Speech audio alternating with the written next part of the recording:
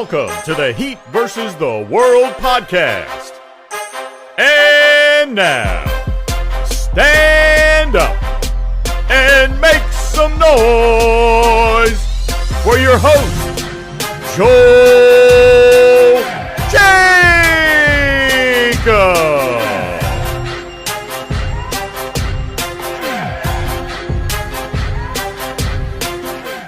What's good, everybody? It's your boy Joel, and today we got a great episode of Heat vs. the World. We feeling much better than usual because, first of all, we got a few things to celebrate. First of all, we gotta mention Heat vs. the World is officially 2 years old, so we from the baby stages. We now just a toddler, but we still about to keep growing. And not only that, but the Miami Heat, we got something huge to celebrate because the Miami Heat have went undefeated since our last pod, and I feel amazing about that. First time all season we can actually say it. I don't know when we can actually have another episode and celebrate that. So until then, here we go. This is our pod for that. And, I feel great. I feel like we should put up some banner or something, but, we'll see what happens. Hopefully we can keep on getting these wins up and climb up the standings, but overall, just a great feeling for the Heat. And we got our correspondents with us like usual. We got the returning George, Deem, JR, Clutch, Nick, and Kay. We got a bit of a stacked lineup right now, so bear with us. But without further ado, we got such a great episode for y'all. And I just want to know from you guys, like the Heat came in, they won these 3 games, albeit against some of the league's worst teams. But at this point, we just got to accept the fact that the Heat are going to play really hard against any team in the league because y'all know there's no guaranteed wins for this team. So knowing the fact that the Heat actually won 3 of 3 games this past week, like, how are we honestly feeling? Like, we'll start off with you, George. Look, it's nice to have some winning basketball back as well. We've beaten some good teams throughout the season, and then we've had some horrible losses to some really mediocre franchises, teams that are trying to tank for Wemby. But to beat 4 of them, in a row, we had the Pacers, the Thunder, the Rockets, and the Spurs. To win, just to get some victories out of that's actually a good sign as well. Victor Oladipo coming back is a good note for the Heat as well. Trying to get some health together. Hero's playing well. He's actually killing it at the moment, and Jimmy and Bam have been able to coexist a bit more recently when they've actually been on the court together. So it's all good news right now for the Heat. Still some flaws, still some questionable decisions from the coach and a lot of the lineups that are out there. Dwayne Dedmon's still getting minutes. Duncan Robinson's still getting minutes. So that's always a really sad occurrence for the Heat. So hopefully we can fix that soon. Right. And I just got to say, though, shout outs to Udonis Haslem, our starting center, the game against Houston, man. He was able to lead us to victory. And not a lot of players can say they do that at such an age like a UD. So, shout outs to him for being the MVP of that game. Tyler, too, he had a good game, too. But UD really carried us to victory. And let's see, what's on your mind, JR? I mean, if you told me 3 weeks ago that we'd be going a 4-0 streak and end up like 5th or 6th in the standings, middle of the pack, I wouldn't be mad at it because we started the season very shaky. Also, we just saw Victor Oladipo play 4 games in a row. I'm amazed at that. Tyler had the best week of his life, so I'm pretty high on the Heat right now. Let's hope we can keep it up for the rest of the season. I couldn't agree anymore. And what's on your mind, Clutch? Well, first and foremost, this Tyler Hero guy, pretty good. A lot of people turn on him, but I mean, if he can keep up this consistency, we know what he can do, but now it's all about consistency. If he can keep it up, then he may be able to finally earn that big-ass contract of his. But in general, the Heat have been playing great. I mean, they've been having an insane second quarters, and then they just give up the lead all the time. That's a little worry for the future. But other than that, they've been finding ways to close out games. Jimmy's been Jimmy for once again, like stuff we've seen from the playoffs. He's closing games, hitting shot after shot in the fourth quarter, and he's playing well with Bam, and Bam is doing him. I think he's still over 20 points per game, and he's just playing really good defense, really good offense. We got Victor Oladipo back, who's a really, really, really good wing defender. Even just coming off an injury. His offense still needs a little bit to go, but all in all, we're at 500, and that's more than I expected from this team. The way we started the year. Right. And to quickly mention, since a couple of y'all brought on Victor, like I just gotta say, man, like a lot of people, I know there have been some people being like, we could really use buckets from him, but I just gotta say, like, the thing with Victor is he's providing so much great defense. Like we saw it in that past game against San Antonio. And I think it was Austin, Chef Trilly, who mentioned it on Twitter. Like a guy like Oladipo could potentially be like your six-man Iguodala from 2020, because the dude has been doing such a great job on the defensive end, and he's doing a lot of stuff that you probably won't even see on the stat sheet. So, I feel like y'all got to remember, I mean, specifically, I'm talking about the Depot critics, is that I get it. Some people will be frustrated that he's been out for such a long time, but he's really starting to get it together, especially on the defensive end. Hopefully he can get it going on offense, but as long as he's doing what he's doing, racking up those steals, getting the clamps on these players, like he's good with me. So that's all I got to say about that. And what's on your mind, Nick? I guess it's more just echoing everything that's been said. There's not much more to be said, but I agree with George.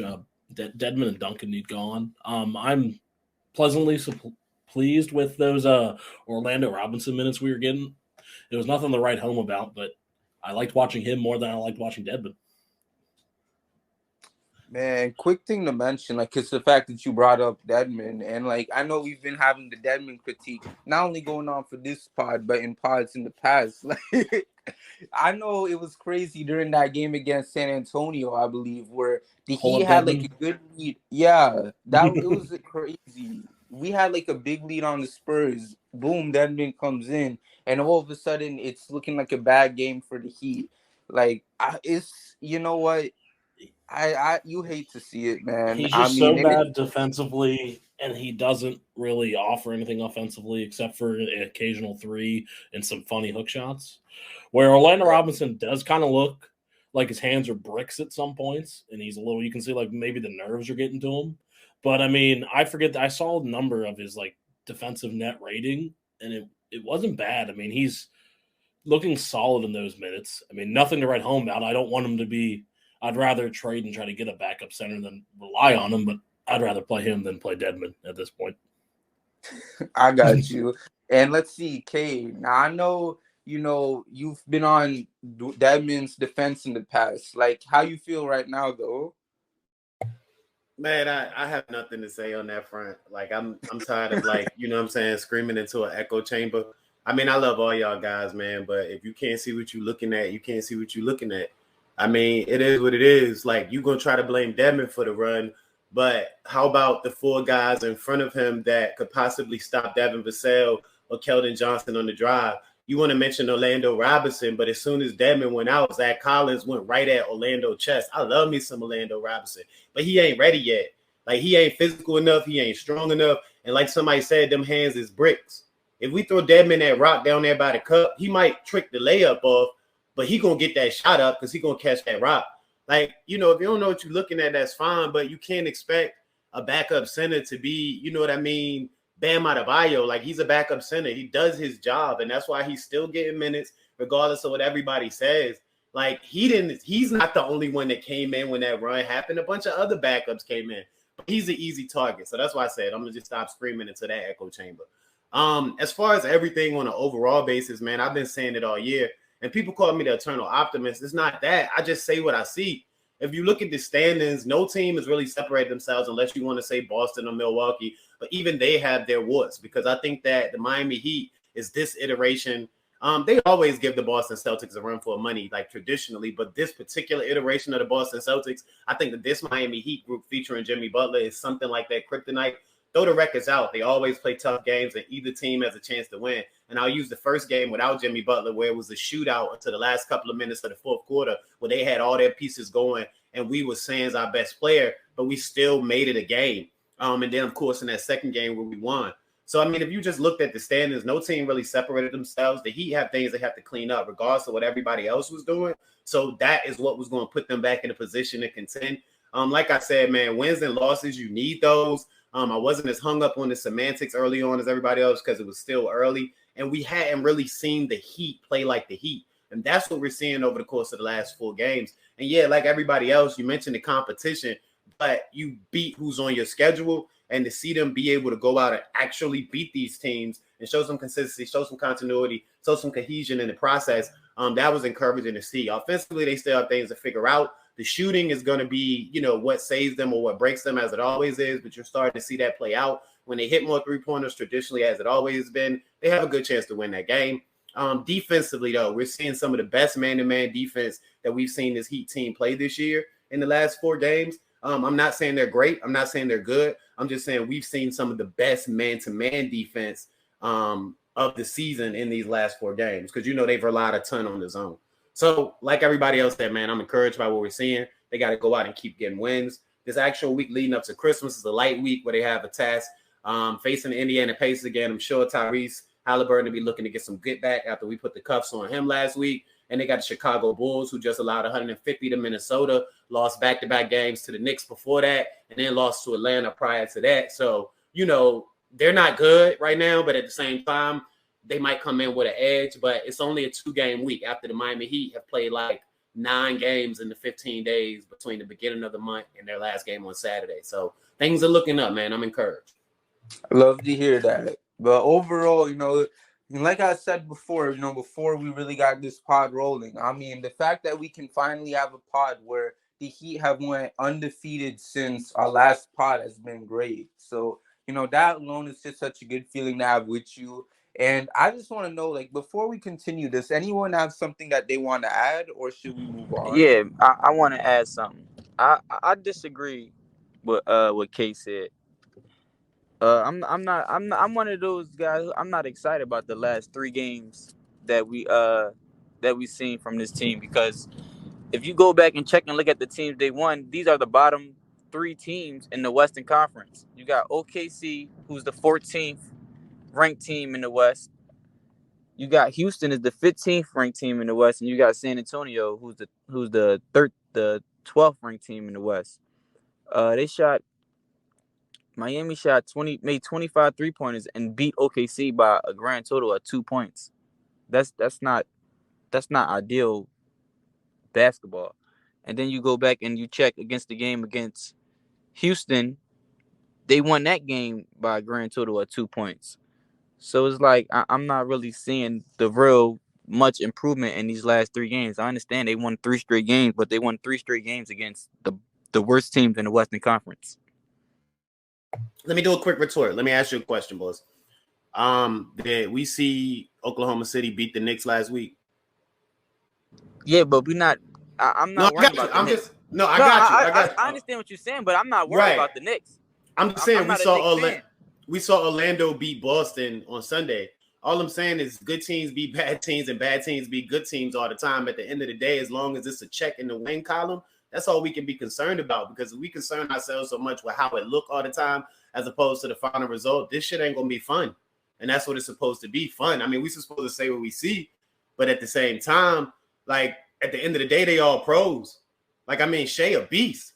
So to be able to keep him from killing you, to be able to, those are accomplishments, especially considering what we see. I'm not taking away from that. You make great points. I'm not arguing any of that. I'm just saying, for a team that has been as inconsistent as the Miami Heat have, to see anything close to consistency, I mean, I'm not saying there are no negatives, but overwhelmingly it has to be a positive, especially when they lost to the same Spurs team, especially when the Pistons beat them, especially when, the Memphis C squad beat them, the Carlton squad. You know what I'm saying? So I feel you. It's just hard for me to penny pinch over certain things. No, you good. Go ahead, bro. I'm finished. But that's my point. You just proved my point when you said they let the Memphis C squad beat them and the Pistons beat them, and look at these look how horrible they playing against these bad teams. So just imagine when the season get along, and we start playing the Boston Celtics and the Brooklyn Nets and the Milwaukee Bucks, some upper echelon teams. how they going to play. I said this before on the last pod I've been on. I know it's been a while, but I said Miami, they going to win games simply because this is a great coach team. I said it's going to be on the stretch where they go and win 6, 7, 8 game win streak, and people going to forget their flaws. The flaws is still showing. This is a horrible offensive team. This is a bottom 8 team in all NBA in the offense. And these 4 games that they won, it's still showing. I want to jump in as well. I see what both of you are saying. Kay's just saying, it's like this. It's not that there's no negatives as well. It's just the fact that we're actually getting the result is just a nice change of pace compared to losing to the Grizzlies team, C team, and then the Pistons and the San Antonio Spurs. It's just nice to get the results. I see what Dean's saying as well. The fact that we only scored 87 points against the Pacers and we still won it amazingly. That's 1970s basketball right there, winning with 87 points. It's just you're never going to see that again for the rest of the season from any team scoring 87 and winning. We're still second last in the league in points, which sucks. It's a horrible, thing to see as well. We're also not passing the ball particularly well. We're not rebounding at a high enough level to really win against the better teams. That's what I think Dean's saying as well. I'm just really, I'm just not encouraged by seeing. I agree. I'm also not encouraged by seeing the teams that we've beaten the last 4 games. It's nice to get the results, but to only beat the Thunder by 2 points, the Rockets by 3, and it's disheartening when you see that sort of thing as well. And like I said, I know what you're saying as well, K, because it takes the fun out of it. If you're overly critical of, like I am sometimes, of the Heat, it's also like not as fun, of a sport to watch, which it sucks. But I just can't see these blaring discrepancies in the team. Our bench is still the only difference. The only reason why we've been winning games as well is because our big three's actually been playing phenomenally well. Players like Strus, Caleb Martin, Dwayne Dedman, Haywood Highsmith. These players are terrible. These players are playing at an all-time low level, which is so sad to see. Players like Max Strus earlier in the year, I was seeing guys. I was seeing people say that he's earning a $12 to $14 million contract, and over the last 15 games, he's been shooting something like 20-something%. It's such a sad sight to see. But until we can see, I feel like a real lift from the bench, and players like Victor Oladipo coming in and playing better has kind of masked that a little bit. But still, players like Strus, Martin, Dedman, and Highsmith really need to step it up. They really have to step it up. And one last thing before we move on, because I know we got to go. But just to like respond to Dean, you know what I mean, to you, George, like basically you compare, the Miami Heat and their approach when they face the bigger, the better teams in the league. I mean, I guess you'd be talking about like the Phoenixes or maybe even the Celtics, 2 teams which the Miami Heat have also beat this season. And then I'll go to you and say, you know what I mean, George? Like you talk about you focusing on the auxiliary guys. Like those guys, they're doing their job. Their job isn't to come in and have 48 minutes of complete action. And if it were the case, like they wouldn't be in the situations they are. Like you're expecting them to come in and, I would say, what's the word? Compliment what you're expecting to get from your main guys. And you have to make sure that you're getting that on a nightly basis before you can focus in so much on what, the complimentary guys are doing. Now, as far as that rotational thing and getting some from the bench, I think that's starting to be figured out too, because I've been on this boat and a lot of the times by myself in the middle of the ocean since the beginning of the season, since the off season. And we had this conversation. Tyler Hero is better when he has full reign of the rock. And Spo is proving that and recognizing that by staggering his minutes more with the second unit. Tyler Hero is playing more with the second unit over the course of the last 2 or 3 games. And what that's allowing everybody to do is maximize their abilities. So you don't have situations where they're playing my turn, your turn as much. Tyler Hero's leaning into that by becoming more of a facilitator at times and giving up good looks for great looks for other people. But, all of that is playing into why it's encouraging. It's not just the fact that they're beating small teams, it's how they're doing it, in that the issues that we're laying out to still highlight as negatives, those are the issues we're seeing sort themselves out along this winning streak. And they're not fixed, but what we're seeing is something that says, hey, maybe they can figure it out when we weren't seeing that prior to. To your point as well, like I know what you're saying. I see what you're saying as well. But you're saying these problems are starting to work themselves out. Quickly, when it comes to the bench, we had the number 1 ranked bench last year, and I'm saying we can't have that every year. I'm completely aware of that. That was because Tyler Hero was a top 25 scorer off that bench. Sorry to cut you off. Killing it, and he was killing it, and he was playing the best basketball of his career at that point in time. But to go from the number 1 bench in the NBA to the 30th ranked bench in the NBA, that problem's not working itself out. Dwayne Dedmon, and I'm saying we can't all expect to have all NBA, all-star potential. Backup centers, but Dwayne Dedmon is a pathetic excuse for a backup center. He's the numbers I'm seeing from him are just unbelievably bad. Like, you see a player like Bam Adebayo having an 89 defensive rating, then coming off the bench, going to the bench, bringing on Dwayne Dedmon to put up 176 defensive rating, and that's on multiple occasions. So and Max Strus isn't looking anything close to better either. So I'm not expecting them to come in and score, at a high ability. I just want them to kind of keep the same energy or to not blow leads like they do every single time. So it's just, I don't know. The only way you're going to fix that is by trading some of these players to get some other talent in. Well, blowing the lead, I'm sorry, but blowing the lead is something they're going to do. They've been doing this for the past 2 years. That been a problem. So get used to that.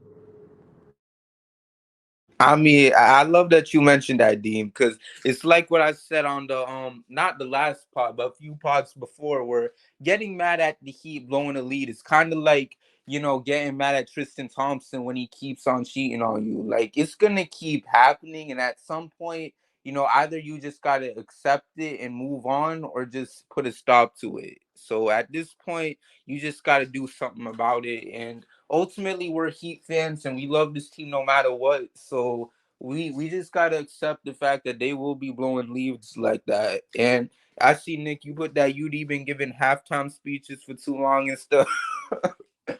Nah, I felt that. But overall, y'all brought up some really good points. And it is true, there are some pros of this winning streak, and we've also seen some cons from this winning streak as well.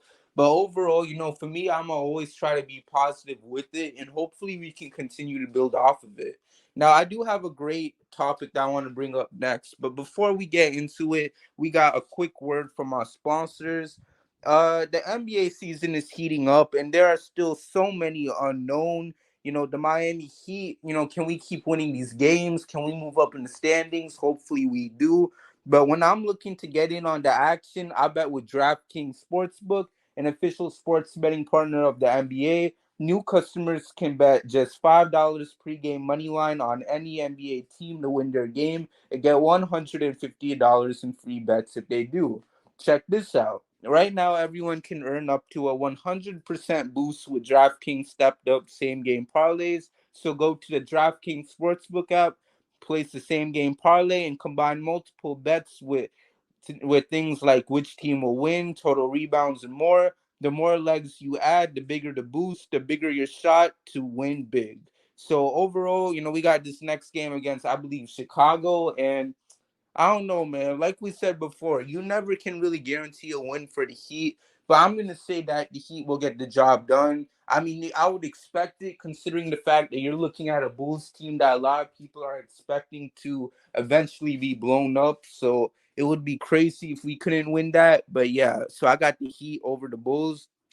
And overall, just download the app now, sign up with code TBPN, place a $5 pregame moneyline bet on any NBA team to win their game, and get $150 in free bets if they do. That's code TBPN, only at DraftKings Sportsbook. Minimum age and eligibility restrictions apply. So anyways, now that we got that out of the way, let's get right into it for this next topic. And this has been something that's been on my mind, these last couple of days, because I don't know, it seems like an interesting topic because I feel like it could go either way.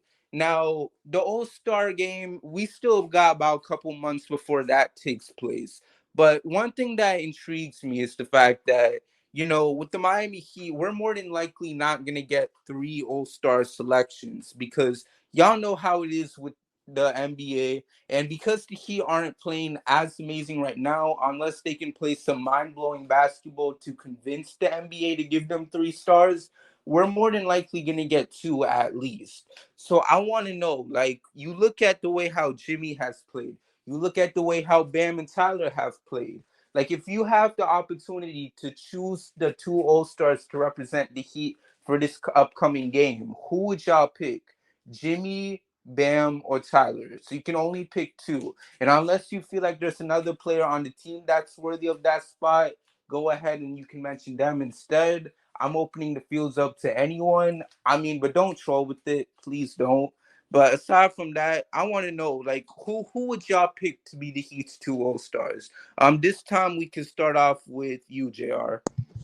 Off rip, I'm just gonna go ahead and say it's got to be Tyler and Bam. Jimmy doesn't even like the All-Star games. He literally decided not to go one time when he did make the team. But with that being said, Bam most likely will make it. It's a stretch for Tyler. When you look at all the other guards in the Eastern Conference, it's going to be a real stretch. But I would love to see Tyler and Bam in the All-Star game. Those lobs, let everybody see what their game is really about. Bring some more media coverage so people can see how good that duo actually is. So I'm going Tyler and Bam. Right. And I just gotta say, if the Heat themselves couldn't send Tyler to Utah, why can't us the fans do so? So, I do like the idea of selecting Tyler to be that 1 All-Star. And what about you, Clutch? Without even thinking about it, it's Jimmy and Bam. Jimmy's been too good when he's played. He's been out for a few games because of a knee injury, but whenever he plays, he's closing the games out for Miami. He's the sole reason Miami's winning some of these games.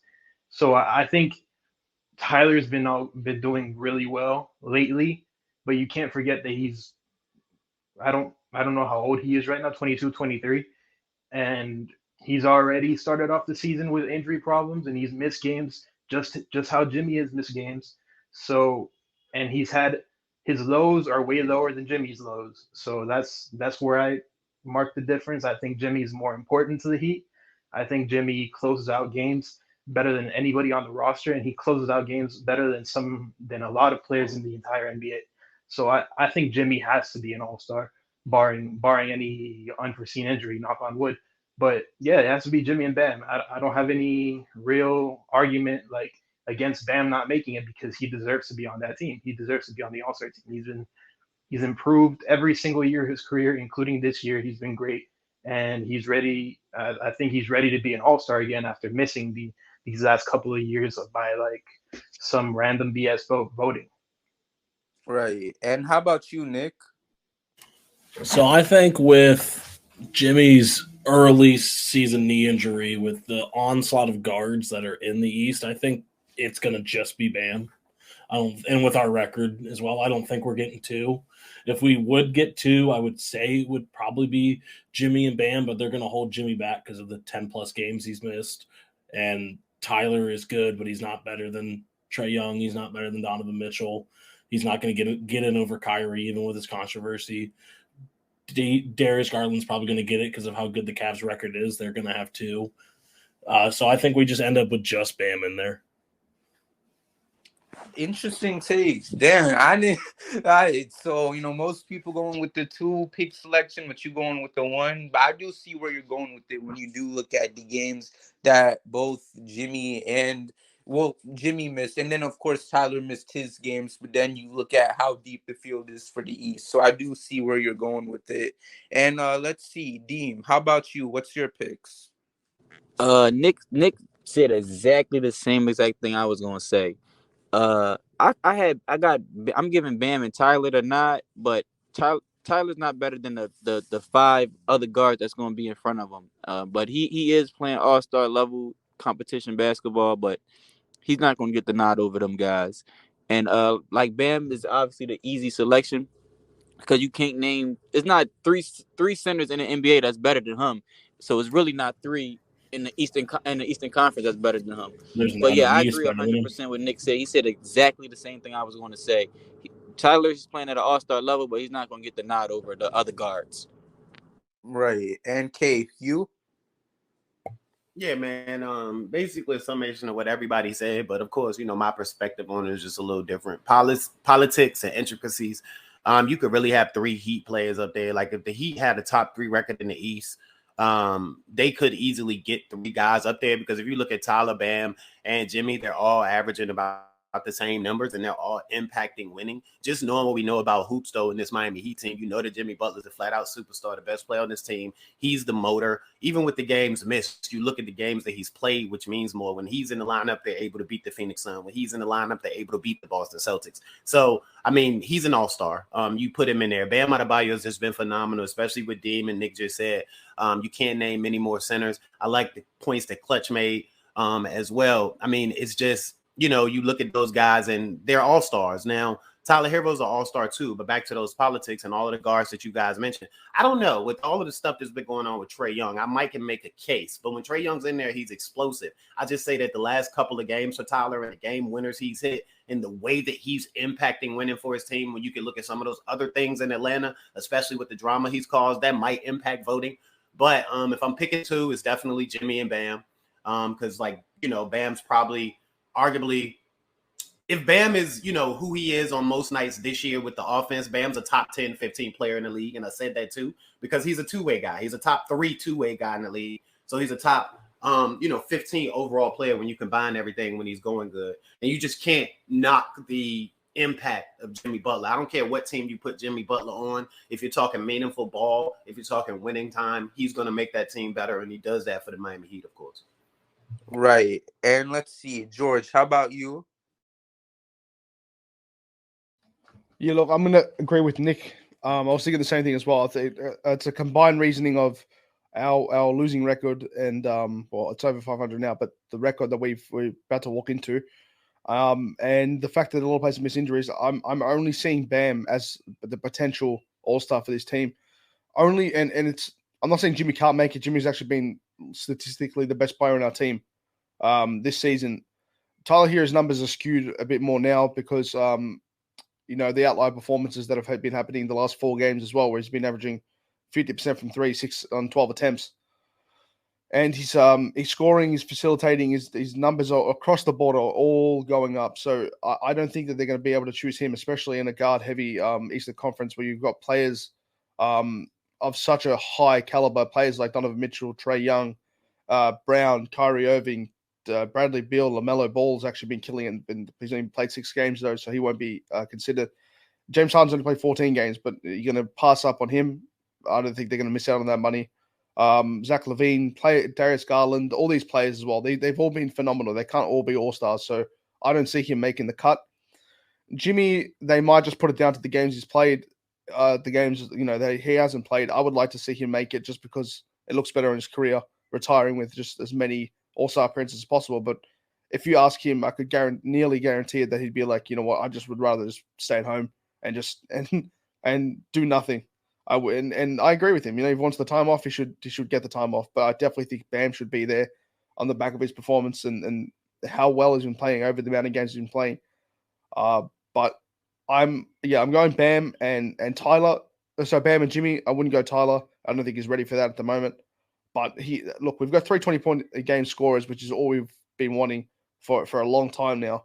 But it's not been happening in the way that we wanted to, and the sacrifices we've had to give up for those players to produce it the way they are, it's not all working out, but it's been good enough to say they're all playing at a consistent near all-star or definite all-star level. I have a quick question for everyone. Outside of Bam, because I think we all will agree that Bam is the best player and the most important player on this team. But outside of Bam, out of Jimmy and Tyler, in this little 6-game stretch, who do you guys think was the most important player in these 6-game stretch? Because me personally, I'm going with Tyler, and all of you guys know I'm really critical of Tyler, but I feel as though in these 6-game stretch, Tyler has been, outside of Bam, he has been the most crucial player in this 6-game stretch. He has been the best player in this 6-game stretch. Outside of his defensive play, I feel like he's been more important in these last 6 games. Let me go first, please. I'll go second. I mean, first of all, I disagree. Jimmy Butler's the best player on this team. He's the most important player on this team. What Bam does impacts like the operation on the court. Like Bam allows everybody else to be able to be average.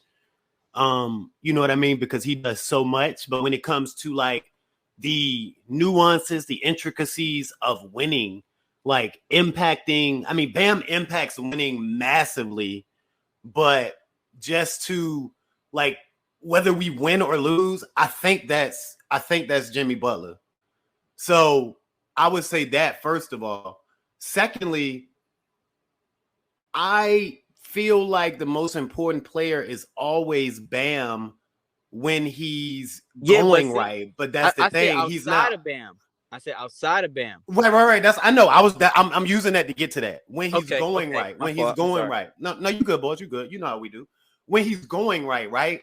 But I think that when Bam is going right, it impacts how Jimmy plays, which impacts how Tyler plays. And that takes me back to why I think Jimmy's most important. Jimmy's the one guy that can say, hey, I'm going to take a step back for 3 quarters. I'm going to let Tyler get his shit off. I'm going to let Bam do his thing.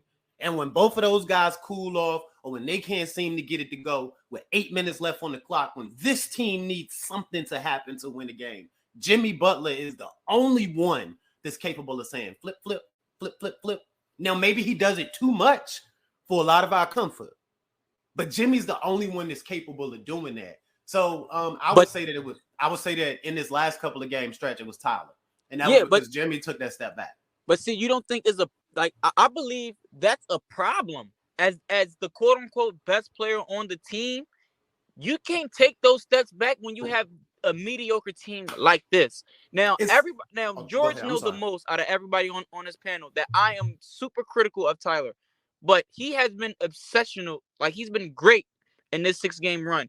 And Kay, I want to rebuttal this what you said that you believe that Jimmy is the best player on this team. I would have to disagree because we've seen how horrible this offense and defense has been when Bam is off the court.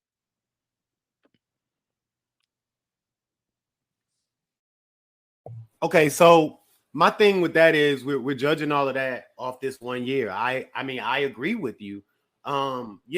This 1 year we're seeing that, but that's just because we're finally getting the Bam that we want.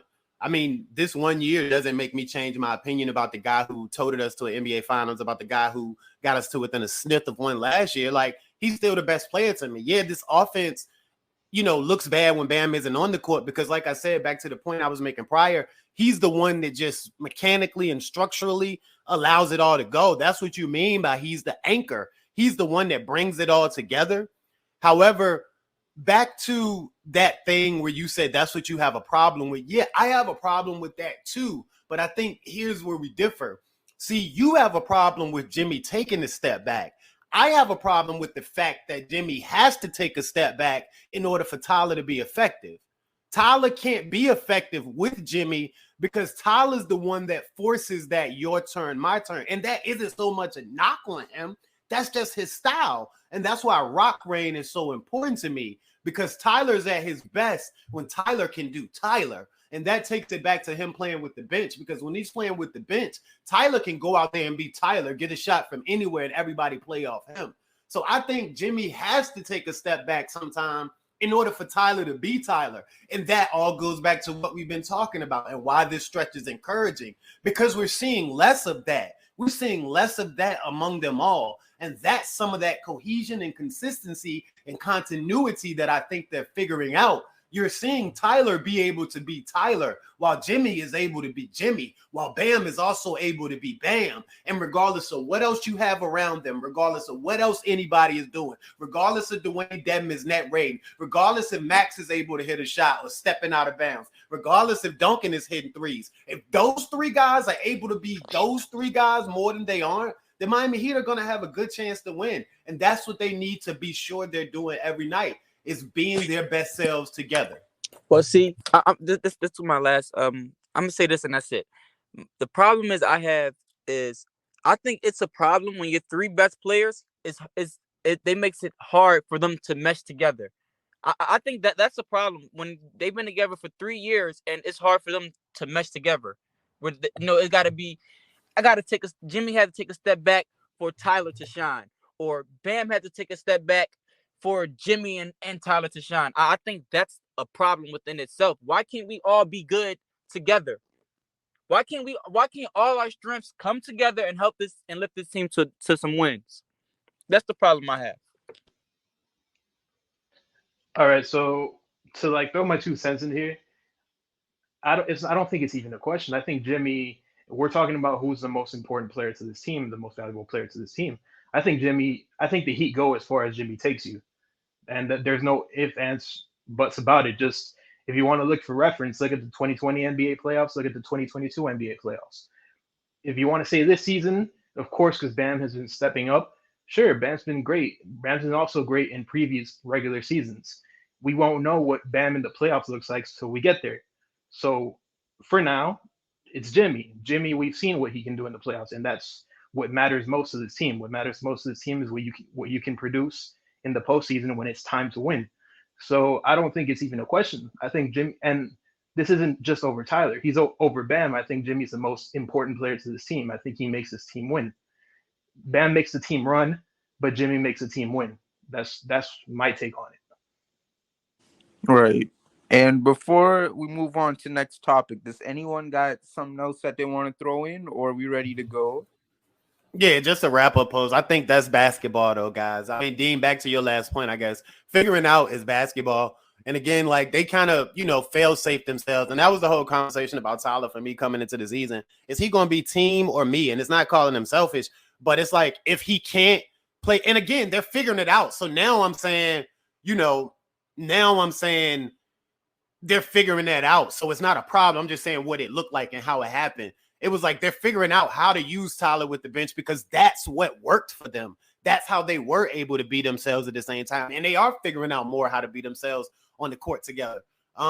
So, that's all. But I think that's basketball, though, figuring it out. As guys get better and grow into their talent and take on more responsibility, there are inevitably going to be clashes. And as guys improve, I think that's overall better for your team. The intricacy of coaching and team building is figuring out how to maximize those guys as they're growing together. Because overall, we're arguing about good things. Not arguing, we're having healthy debates about good things. It's amazing that Tyler Hero's doing what he's doing. It's amazing that we're seeing Bam Adebayo be able to do what he's doing. It's still amazing that Jimmy Butler can click it and win a game for us when he needs to. Now we just need to see all that shit together. Right. And I know, George, you had something that you wanted to quickly throw in there. The mic is yours. I just want to pass it to Clutch first, but I'll let after Clutch. I already said what I had to say, George. Yeah, man. George sleeping at the wheel. Time difference got him bucking. Really? I feel offended by you, George. I gave up a whole soliloquy about Jimmy Butler, and you just. I do remember it now. He too busy changing his backgrounds, Clutch. That's an evil picture, by the way. That's an art form. What I'm doing right now. That's an art form. This is perfect. What I want to put towards the thing as well, to Dean, with your question as well, who's been more important on this trip? I'm going to say Jimmy Butler as well. Even though Tyler Hero has been the better player over the last 4 stretches, not doesn't mean that he's the most important. Going back a little bit further, you said who should be another All-Star? Drew Smith, when he plays, the team is 4-1 when Drew Smith plays, so he should get the consideration. I'm just joking. Get that guy off my roster. Get Jamari Bouye on the roster, please. I was about to say, who do you want on the roster, George? That's my question. Who do you want on the team? Jamari Bouye. He's George doesn't like anybody. Right, no, that's what I'm saying. If I'm looking at the team right now, the only players I'm keeping from this roster, the players I'm keeping only is Udonis Haslem, Nikola Jovic, Orlando Robertson, Caleb Martin, Bam, Jimmy, and Tyler. That's it. That's the only 2 players I'm keeping. Everyone else can get out of here. I don't care. No love for Gabe Vincent? Oh, no cursing, bro. Oh, my gosh. Oh, my God. We'll fix it in post. I'm saying as well, the problem with what I have to say with what Kay said as well, he's saying it's all about just putting it together. That's the big problem with this team. The massive problem is the team not being able to put these great performances of these 3 really, really, really good players together. Now, it's how long we have to wait till we actually see that actually happen. I need to see something. The thing with Jimmy as well, Jimmy with his play more recently is because Kyle Lowry's been out. He's only played, 2 out of the last 4. And when he's out, Jimmy takes the playmaker role, which allows Hero to get himself, more looks at the basket, gives himself more, staggering his minutes with the bench units also helped him a ton. And also Bam's been able to get his own as well because Jimmy, I see him time and time again, always with the game. In the game, you'll see him pass out open looks galore. He nearly threw the game the other day by trying to get Tyler open and trying to get Tyler another bucket. And he did it with Max Strus as well. He did it with Caleb Martin. He did it with Duncan. He does it with Bam constantly. That's what's unlocked the potential of Hero and Bam. Jimmy taking the back seat. Now, that's why I have no reason Jimmy taking games off, because at the end of the day, when we get to the postseason, I still think it's also a possibility this team could get it super wrong and we make the play in. It's a risk you're going to have to take, because if we can't make the playoffs with Tyler and Bam on this roster being the main focal guys, then what are we doing there at the end of the day? Because Tyler Hero, when it comes to playoff performances outside of his first year, has been pathetically bad. Like, it's so bad. It's been questionable whether we wanted to give him the extension. A lot of the fans were questioning that, and maybe look to trade him in instead. Bam Adebayo, when it comes to the postseason, he's not the same player that we see him do. What he does here. Very rarely will we see him have an amazing game. We had to wait till the last few games of the postseason last season to see that happen. So that's the problem I have. I don't want to see Jimmy taking a back seat just so these two players can get it going. But in the regular season, I'm completely fine with it, because the more run that they get, the more time that they have dominant on the ball is going to help this team in the long run as well. So and that's why I have such a problem with what's happening outside, because that's a problem in itself. And you feel also worrying about the defensive structure of the team, which has been pretty damn poor, and the bench not being able to hold its own in any capacity.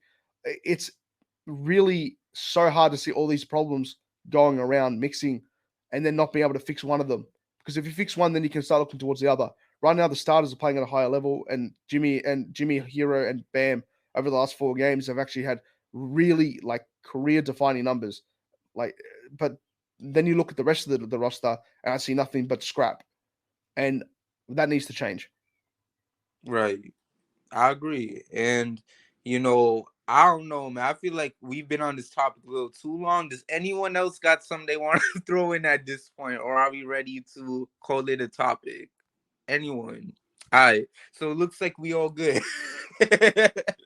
All right. So I just wanted to make sure. But overall, great points from y'all, especially from Demon K. I mean, I said it last part. I'm going to say it again. Make sure y'all check out Biscayne Breakdown. Like, they about to drop their first episode real soon as a new duo. And, we're going to see more of these types of debates from those two specifically. But, aside from that, I really like what y'all brought up, because at the end of the day, the fact that, NK, you said this yourself, like, the fact that we can sit here and say, like, Tyler's been playing at such a good level that we can even have this type of debate is great, because it shows how much of a step he's taken this season. And overall, for me personally, I just want to see this team play really good just to get a good spot come by the time the playoffs start, especially because I just want to see Jimmy Butler win a championship. That's what this whole thing is about. I mean, we can sit here and talk about the All-Star thing all day and all this other stuff, but it all revolves back to, can we get Jimmy Butler a championship? And that's all that freaking matters to me.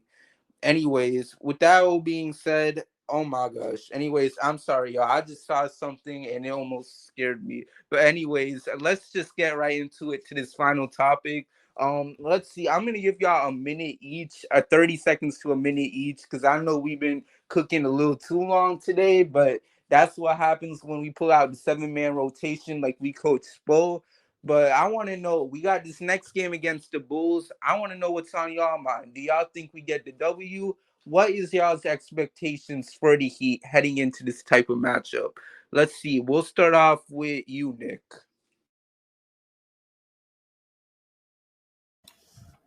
You say me? Yup. Oh. Going into it, I mean, obviously, anything is, yeah, I'm looking at the injury report, just making sure. Yeah, I mean, DeMar and Zach are both playing. So, I mean, going into that, it's always going to be scary. Yes, they're 11 and 18, but it's DeMar DeRozan and Zach LaVine. If we can get cooked by Devin Vassell and I don't even know anyone else on the Spurs, then we can get cooked by DeMar DeRozan and Zach LaVine. And we got a healthy injury report here of Caleb day-to-day, Kyle day-to-day, Gabe out, and Jimmy day-to-day. So we should see. I mean, we obviously should beat them. They're 11 and 18. They kind of look like they just don't have an identity, and they're close to a blow-up. So I'm going to say Heat win by 4. All right, I respect that, and and you did bring up a good point. I think it's always going to be who would that random scrub heat killer be. I mean, I'm not saying that Zach LaVine and DeMar DeRozan are scrubs, but if one of them cooks, you can definitely expect someone out there on that squad that could have a really good game too. Like, don't be surprised if friggin' and I'm not saying Io DeSumo isn't bad because I know that dude's been hooping for a while, but don't be surprised if he has like a 35-point triple-double against us. But let's see. Kay, how about you? Yeah, man. I mean, I don't know, man. I think we're gonna win every game we play. Honestly, I know after the first quarter how I really feel. I never go into a game like they're gonna get they. You know what I mean? But as far as specifics on this Bulls team, man, they like I said, they just gave up 150 to the Timberwolves. And we're not the Timberwolves offensively. However, they're missing Karl Anthony Towns. And I'm not sure if D'Angelo Russell played. And even if he did, he wasn't 100% because he's been banged up. So if they can get 150, we can get at least 100, right? So if we can get, let's say 105 and hold them down because they still got some things to figure out. And Zach LaVine being spotty to start the year really probably hurt them rhythm-wise. You also got Lonzo Ball who probably won't play this season. They got some things going over there in Chicago, so it's not looking encouraging. I think we should win. And when you look at the second game, I know we're going on the back of that one. It should just, be one of those things where they're just looking to destroy teams. So, I like that. And let's see, you Clutch? So I think I'm ready to see DeMar DeRozan take 500 mid-range shots and make them all for some reason because he just doesn't miss. And I think that's going to be the biggest threat to the Heat because he's crazy like that. Like he has a 99 slider from mid-range. But my prediction here is that Tyler's going to have another huge game, not a big game, but a huge game. And despite all the things I've said about how Jimmy and Bam are more important, but yeah, I think Tyler's going to show up again. He's going to have a huge game, and we close it out. Probably win. I'll say we win by 10.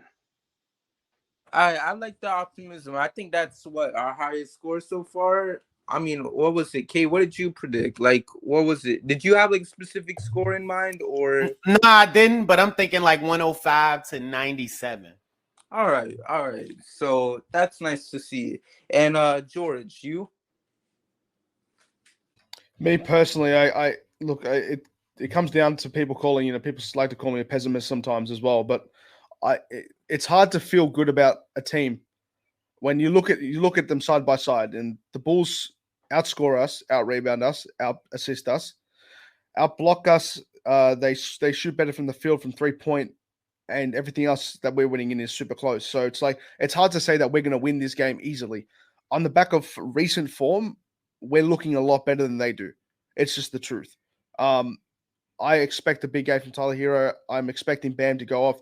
He should be cooking Nikola Vucevic. He has to. In any situation against any big man, besides obviously like a Jokic and an Embiid, he should be just dominating at this point in time. He should be full of confidence and should let it fly. DeMar DeRozan's in career best form again for how many times? He just keeps bouncing back. It's all from mid-range. He managed to cook us in the first game of the season. When they didn't even have Zach LaVine. So I don't know how it's gonna play out with Zach LaVine being there now. They've got their own problems as well. A lot of defensive problems, broken rotations. They need to figure a lot of stuff out down in Chicago as well. So they're going to put up a lot of points. They're going to try to at least. I'm predicting 111 to 112 win for Miami. All right. So you know what? I like that. I really like it. So I do see the optimism where we're able to see. I think the lowest score prediction is where I think it was Nick who said that he has the Heat winning by 5. So the fact that we do have a good the fact that everyone is saying the Heat will win and that we're all picking it by a good margin, in my opinion, is something that I do like to see. And Deem, I'm curious about you. You got the Heat losing this one? Um, nah, I got Miami. I'm never gonna like try to pick against them, but but I I don't know. This is a roller coaster team. Hopefully, we can pull a win out. I believe we can win this game. But I was it was crazy because my man K said that Minnesota scored 150 against them, and he said hopefully Miami can put up 100 points. Like that's not even the league average, 100 points. So that's like it's crazy to me. But No. I was just using that as an example. That's all. And then everybody got on here earlier saying that we struggled to score against Indiana and we set basketball back by 50 years. What do y'all want me to do, man? What do y'all want me to do? I'm trying to acquiesce and be patient. My bad, brother. I just had to clear my case because Dean was frying me in the group chat, people. but no, I agree. I think Nick said it. Somebody said it. I think it was Nick who said he believed Tyler's going to have a big game. I agree with that. I think Tyler will have a big game. I think he's going to lead Miami in scoring. For the simple fact is, Chicago perimeter D is just not good. So I expect, and I really hope that Kyle doesn't play. I hope he gets some more rest because I would love to see Tyler play more of the point guard role. I think he did a fantastic job against San Antonio playing the point guard role. That was one of my favorite games that I seen from Tyler. That I did not even watch the game live. I had to go back and watch it. So I think that was a pretty good game. So I want to see Tyler go back at that point guard role. All right. And for me personally, I'm gonna have the Heat win this by I'm gonna say 10 points too. I mean, I feel like we've seen a bit of a pattern go on with you guys, so I'm gonna say the Heat will get another double-digit win and that we could just keep it rolling. I want to see this win streak going. Let's do back-to-back pods where the Heat have went undefeated since our last episode. I really want to see it. Now, y'all know I would never try to get comfortable with this team because if y'all look at this pod's history, and I feel the need to mention it every time it seems like the Heat are really starting to succeed and we start to get a little comfortable with them, boom, something bad happens. So I'm not getting comfortable with this squad just yet. There's no reason to do it, but let's just keep the wins coming in. We're the 7th seed right now. Hopefully we could climb up a bit. Who knows? Maybe by the next pod we'll be the 6 or the 5 seed and we just keep on going from there.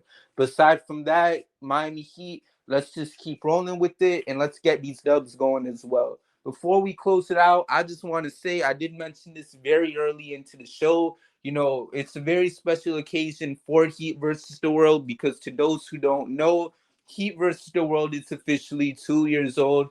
Thank y'all so much for the support.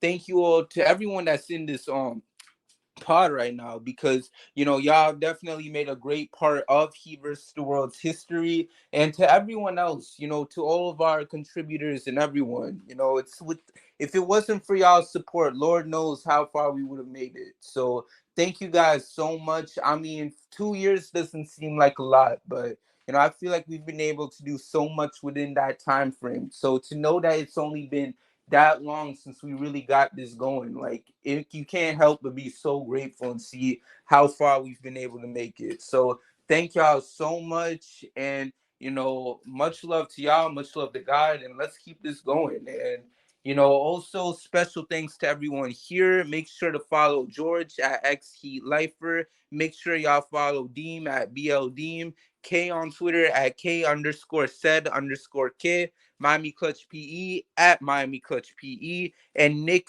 at Nick_Connect. That's KNECHT. And our guy JR, he couldn't stay for the whole pod, but make sure y'all follow him on Twitter at EMULSIION.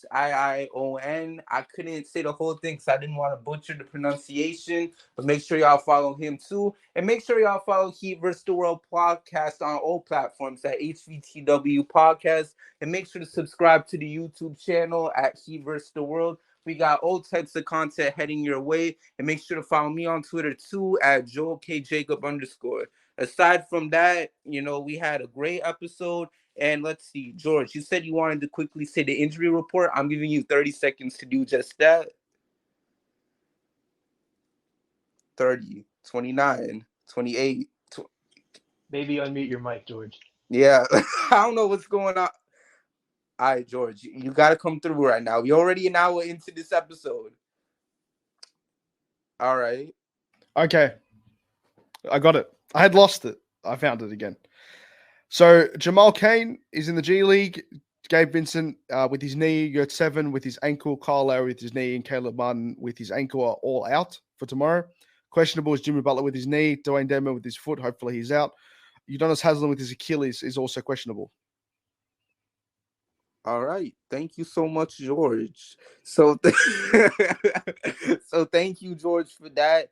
And yeah, like I said before, let's keep these wins coming in and let's go from there. Aside from that, y'all, thank you so much for tuning in to today's episode of the Heat vs. the World podcast. Miami Heat, like I said before, let's keep it going. Let's keep the wins, man. Let's keep it up. Let's be the 6 or 5 seed by the time the next episode drops, man. We believe in y'all. And aside from that, happy birthday to Heat vs. the World once again. And until next time, y'all, we'll see you guys with a brand new episode. Hit my music because we out. Thank you for listening, and we'll see you next time with a brand new episode of the Heat vs. the World podcast.